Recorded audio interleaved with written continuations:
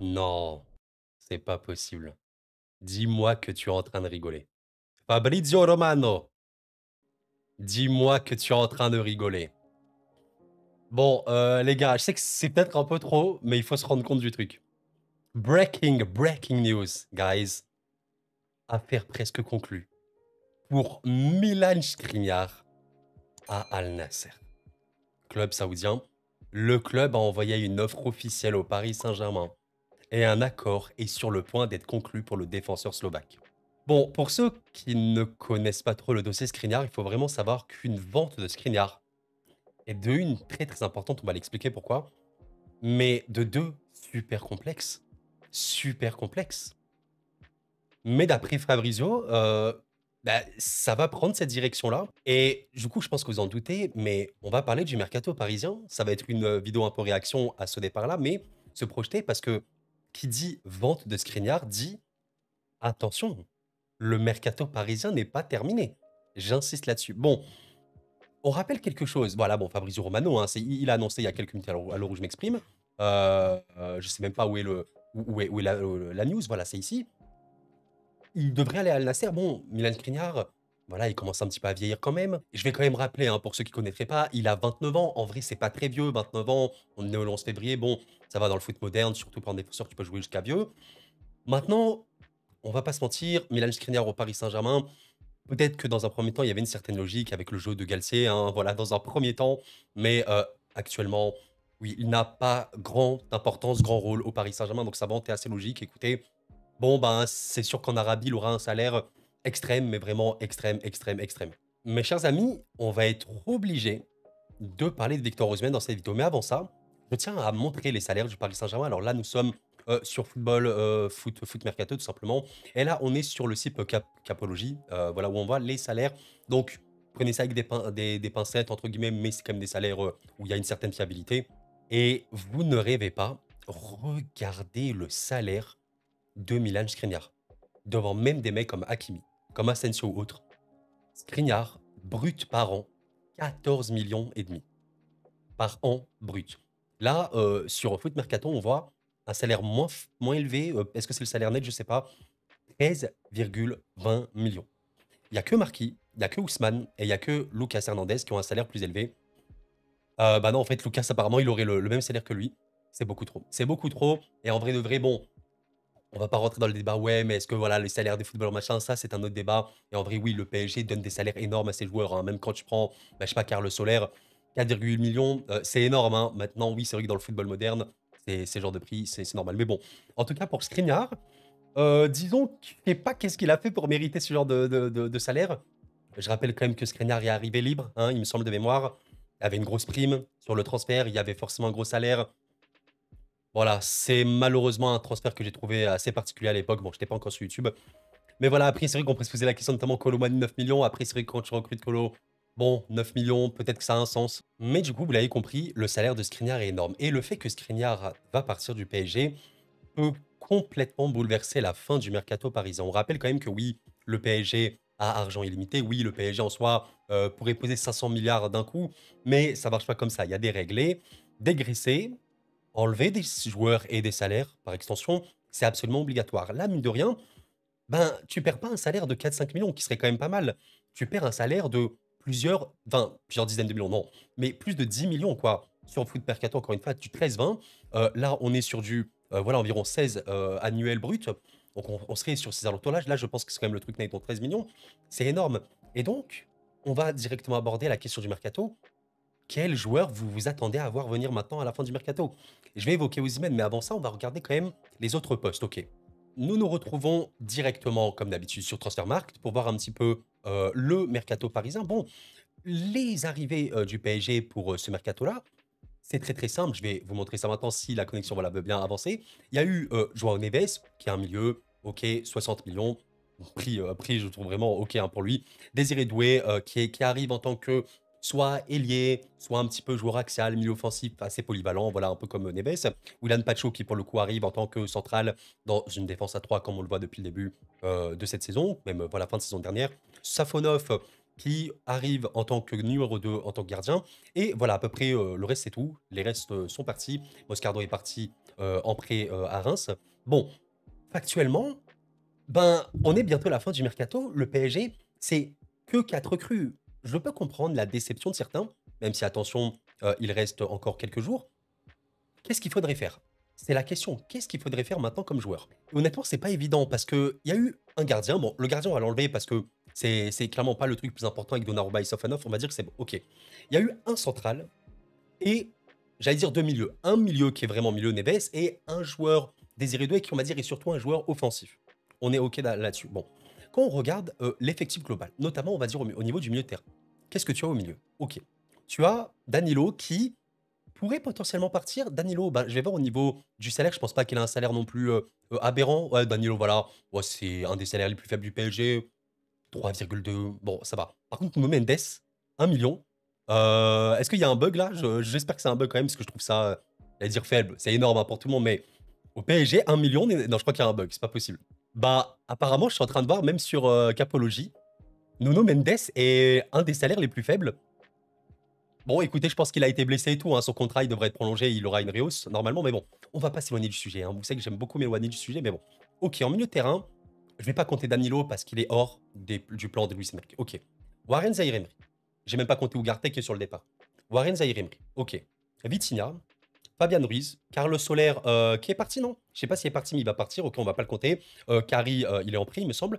Kang In Lee. Ok, donc ça fait 4 joueurs. Vous pouvez compter. Bah voilà, en fait, c'est tout. Attends, c'est tout là? On peut compter Mayulu, mais bon. 4. Mais attends, j'en ai pas oublié un là. Ah oui, Neves. Bah oui, du coup, Neves là qui vient d'arriver, ouais, que j'ai oublié. Plus haut. Voilà, donc avec Neves, ça fait 5. Ok. Donc en vrai de vrai, ben, au milieu de terrain, je vous pose la question, hein, j'ai pas du tout la réponse, rien, c'est juste une réflexion. Il n'y a pas de bonne ou de mauvaise réponse. Est-ce qu'avec ce milieu, vous êtes en mode ça tient la saison? Je suis en mode quand même, c'est très bien. C'est quand même très complémentaire, ça a beaucoup, beaucoup, beaucoup de ballons. Peut-être la faiblesse de ce milieu, c'est que niveau duel aérien, il y a clairement mieux en Europe, hein, ça se voit bien. Niveau expérience, bah, qu'on le veuille ou non, Warren, c'est que 18 ans. Joao, c'est 19 ans. Bon, c'est jeune, hein, c'est très très jeune. Il y a Fabian quand même qui a 28, c'est cool. Vitinha, mine de rien, avec 24 ans, bah, il n'a pas l'expérience du sec, mais là, il a connu quelques années. Peut-être ça, ok. Mais globalement, je me dis, est-ce que si tu dois faire une recrue, c'est maintenant au niveau du milieu? Je suis pas sûr. Je suis pas sûr. Je pense que le milieu est quand même très bien et assez polyvalent, peut faire beaucoup de choses. On va regarder un petit peu la défense. Et là, ça va vraiment être intéressant de réfléchir. Parce que la défense, voilà, il y a plusieurs postes, plusieurs profils différents, un peu comme les milieux. Mais là, le milieu, je trouve qu'il y a à peu près tous les postes qui sont bien, tous les profils sont là. Au niveau de la défense, c'est quand même assez particulier. Parce qu'on l'a compris, le PSG de Luis Enrique, comme énormément d'équipes en ce moment, vont jouer dans ce rôle de 3-2-5, 3-5-2 un petit peu en phase de possession, avec une défense à 3, ok, et des latéraux ou plutôt des pistons qui peuvent énormément se projeter. Hakimi, par exemple, est sur le papier un défenseur, mais il est surtout piston au PSG. Nuno est dans la défense à 3, Nuno Mendes, mais évidemment qui peut se projeter. Il a d'ailleurs fait une passe D pour Hakimi, hein, voilà, contre Montpellier. Ok, bon. Du coup, quand on regarde ça, au niveau de la défense centrale, Marquinhos, Pacho et qui était le dernier, bah oui, c'était Nuno quand il était là, sont dans la défense à 3 du PSG. Bon, bah, c'est quand même très très très bon. Je trouve que la défense titulaire, c'est super super cool. Potentiellement, quand Lucas Hernandez revient, t'as une grosse qualité au niveau de la défense. Maintenant, il faut regarder un petit peu au niveau des latéraux. Bon, on a compris, Mendes est un latéral, mais il joue dans ce système à 3. Donc voilà, c'est entre guillemets un central gauche, hein, voilà, littéralement avec Luis Enrique. Donc il a cette polyvalence-là, mais il y a qui en backup de mettre Nuno, et c'est là où c'est un peu problématique, parce que Lucas, ok, il pourrait revenir, et dans ce cas-là, je pourrais comprendre un petit peu Lucas Hernandez dans ce registre-là. Bon, Kipembe, j'ai l'impression que malheureusement, le football, je vais pas dire c'est fini pour lui, mais aucune news. Et pour le coup, si Kipembe revient, ouais, peut-être qu'il pourrait jouer dans ce rôle-là. Il faudrait voir. Peut-être plus revenir à la place d'un Pacho, je sais pas. Beraldo, ok, en backup, je trouve que c'est quand même intéressant. Joueur aussi assez polyvalent, qui est très très très jeune, qui a une énorme qualité de passe. Mine de rien, bah, quand je vois la défense, je trouve que c'est cool. Par contre, à droite, c'est là où peut-être qu'il y a un problème.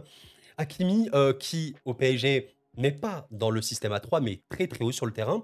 Là, pour le coup, ben, Nordi Mukiele, je sais pas. Je sais pas s'il peut faire le taf. Et là, pour le coup, ce serait peut-être intelligent de trouver un mec qui peut jouer à droite pourquoi pas même avoir la polyvalence de jouer à gauche, ça pourrait être assez cool. J'avais fait ce petit tableau en début de saison, avant même le premier match, pour réfléchir un petit peu de la compo du PSG, mais je vais vous montrer avec animation ce que ça peut donner. Vous avez un Barcola, un Dembélé assez haut sur le terrain avec Ramos.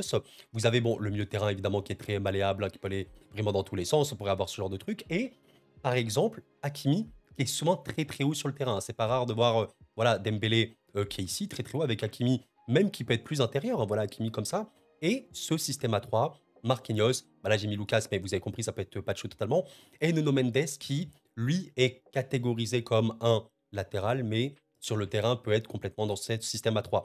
Donc c'est ce qu'on appelle un déséquilibre assumé. Vous voyez que si on regarde le latéral gauche, il est ici, et le latéral droit, il est là. Voilà, et en vrai, je pense qu'il pourrait y avoir par match des tendances à voir, ben, pourquoi pas, Lucas, Marquis, comme ça, un truc comme ça. Je pense que c'est possible avec Nuno qui, lui, offrirait le déséquilibre côté gauche.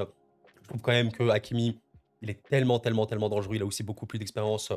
Comprendre que voilà, il peut aller beaucoup plus haut sur le terrain par rapport à Nuno, c'est aussi, je pense, un bon choix. Et donc, pour vous montrer le déséquilibre assumé du PSG concernant cette choix d'animation, je vais vous montrer les cartes de chaleur. Quand vous voyez Marquinhos et Pacho sur le terrain, vous voyez qu'ils sont assez hauts, hein, c'est normal, parce que le PSG a la position très très haute. Et si on rajoute Nuno Mendes, ben, regardez, on voit hein, ce système à 3 qui est ici, qui est bien. Et quand on ajoute Hakimi, il est quand même plus haut. Vous voyez quand même que, regardez, j'enlève Hakimi, je mets Hakimi, j'enlève Hakimi, je mets Hakimi. Il a quand même une zone très, très, très offensive. Et ben, si on enlève Pacho et Marquinhos, là, vous allez bien vous rendre compte.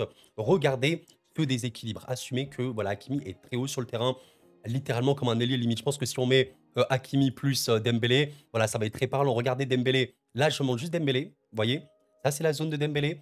Et ça, regardez, 2 secondes plus tard, bam, c'est la zone d'Hakimi. Hakimi et Dembélé sont quasiment au même niveau. C'est le piston Hakimi qui va suppléer l'ailier Dembélé dans ce registre-là. Donc voilà, c'est ce nouveau système. Toutes les équipes en vrai maintenant jouent comme ça. Enfin, pas toutes, mais regardez, l'Inter avait déjà commencé la saison dernière, enfin, pas que la saison dernière, mais avait peaufiné à fond le truc. Bastoni, Pavard notamment, c'était très très très très fort. Enfin bref, plein plein plein d'équipes sont avec ce système à 3 en phase de possession. Et donc, quand on voit, ben, mine de rien, ce système-là, quand tu sais potentiellement que, ben, avec le retour de Lucas, il y a potentiellement un monde où il peut être dans un système à 3 avec Nuno Mendes, je sais pas, voilà, pour la rotation, Lucas Hernandez, Marquinhos et Pacho ici, ben ouais, peut-être que un latéral droit, ou en tout cas un joueur polyvalent à droite qui peut également faire ce rôle de piston, ben c'est intéressant. C'est intéressant pour suppléer Hakimi.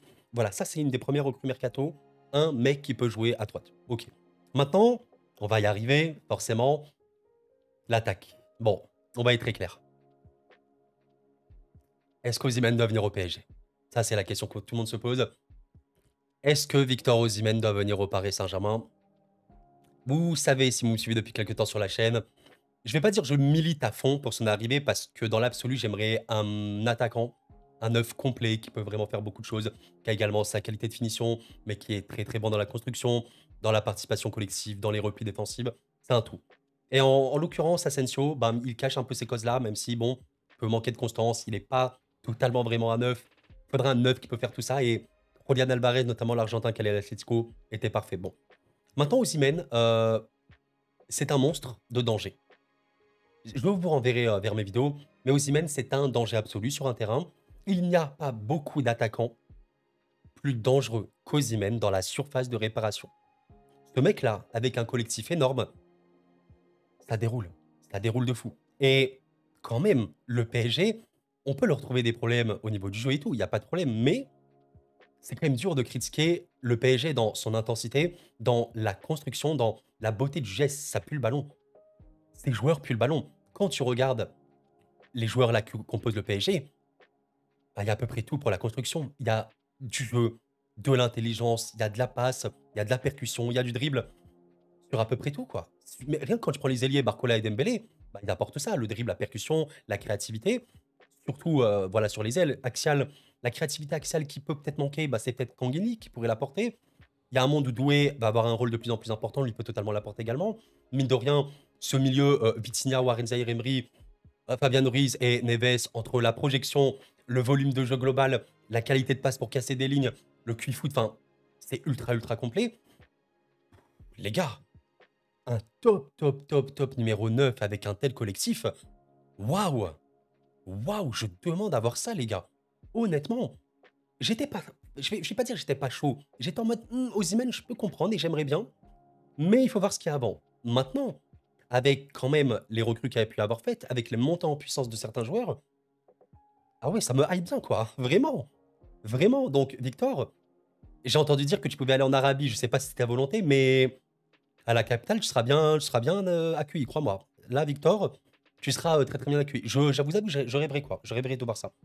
Je vous remontre mon schéma. Là, imaginez, c'est pas Ramos et Victor Osimhen. Les gars, Osimhen, alimenté par des Dembélé, des Barcola, des Vitinha, des Joao, des Hakimi, machin et tout. S'il vous plaît, un des monstres aériens. Or Kane et Lewandowski à Londres. Non, je crois qu'il est même meilleur que Lewandowski. C'est le meilleur mec de la tête. Au duel pur et dur physiquement parlant, c'est un des meilleurs du monde. Là, le corps qu'il a, la flexibilité qu'il a sur la surface de réparation, pour trouver des angles parfois bizarres et arriver à déclencher à n'importe quel angle, c'est également un des meilleurs au monde. Non, vraiment, avec un tel collectif, je demande d'avoir ça. Donc, ouais, voilà, j'ai même pas besoin de faire les attaquants. Je pense quand même que Osimhen serait cool. Après, un autre ailier, ok, ok. Après, voilà, Doué peut jouer ailier, Kanguinli peut jouer ailier également. Asensio peut également jouer ailier, même si je trouve qu'Axial, il est meilleur. Bon, on va dire, on peut trouver du backup pour un ailier. Pour l'avant-centre, il y a quand même moins de backup. C'est ce que je voulais dire. Bon, bah les amis, c'était un petit point mercato au final. Je voulais vraiment parler de ce départ de Skriniar qui peut tellement débloquer le PSG. Et vous savez ce que je viens de voir, je vais vous montrer ça maintenant. Notre cher Kokor, un joueur e-sport, si vous suivez un peu sur cette chaîne, vous le connaissez. Quand je parlais de deal inattendu, et là, ça ouvre beaucoup de portes. Aïe, aïe, aïe, dans le sens des arrivées, tu vas forcément tenter de faire un coup avec un top salaire en moins. Il y a des opportunités de marché en plus. Et j'ai hâte de voir, vraiment j'ai hâte de voir ce que ça va donner. En vrai, il peut se passer des folies. Hein. Rien que l'ailier, potentiellement Sancho serait quand même une vraie bonne recrue avec beaucoup de polyvalence. Lookman, on en avait parlé. Est-ce que le PSG arrivera à faire Lookman, Osimhen en même temps? Je sais pas. Je sais pas du tout les gars, mais ça s'annonce vraiment fou. Allez, n'hésitez pas à laisser un petit like avant de quitter la vidéo, ça m'aide énormément, je vous remercie. Dites-moi un petit peu, quel est votre pronostic? Est-ce que le PSG va créer un truc de fou? On sait pas. Moi, je vais faire mon pronostic qui va s'avérer sûrement faux. On va dire le PSG, avant la fin, va faire un backup à Hakimi. Osimhen, les termes sont lâchés. Osimhen va venir. Et, est-ce que je dis Lookman? Et un ailier. On va dire Sancho. Sancho, Osimhen et un backup à Hakimi. Et on va dire Osimhen, j'y crois un peu parce que Lukaku est arrivé à Naples. Je sais pas si vous le savez. Lukaku est arrivé à Naples et il me semble que bah, c'est pas bon. Pourquoi tu ramènes Lukaku si tu as Osimhen? On verra bien les amis. En tout cas, je vous souhaite une excellente semaine, excellente journée, excellente soirée. C'était Koro, prenez soin de vous et la paix sur vous.